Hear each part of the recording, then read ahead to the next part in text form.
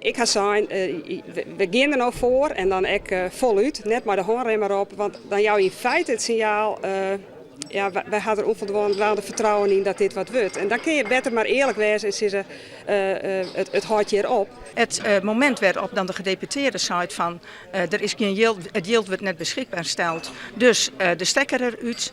Nou, dat loof ik eigenlijk echt net, want ik ga ervan uit dat als je al oorlijke 2 jaar bezig bent in het proces om culturele haardstad van Friesland te maken, nou gefocust op Ljouwert, dat er al zoveel beweging en gangzet is, dat het wel teruggaat. De Waaijut in de Steertecommissie praat over de culturele haardstad. In december moet de Steerten besluiten dat ze 2 keer 1,2 miljoen jaar willen. Maar Ljouwert, die de Carno Loekemat, besluit eerst in maart. En daar wil het CDA wachten.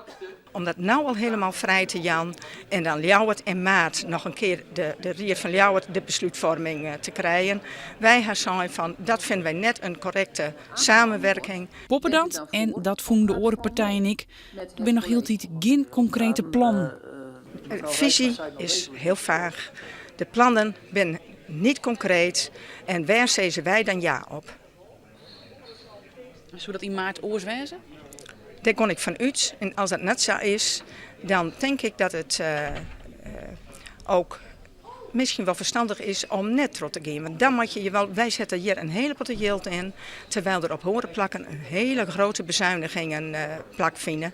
En dat vinden wij dan, daarin willen wij dan ook nog weer een afweging maken kennen van wat is nou wichtig voor ons culturele klimaat hier in Friesland. En daarmee zet het CDA de boel op scherp. Vraag is dat de deputaire haar politieke lot hierin verbindt.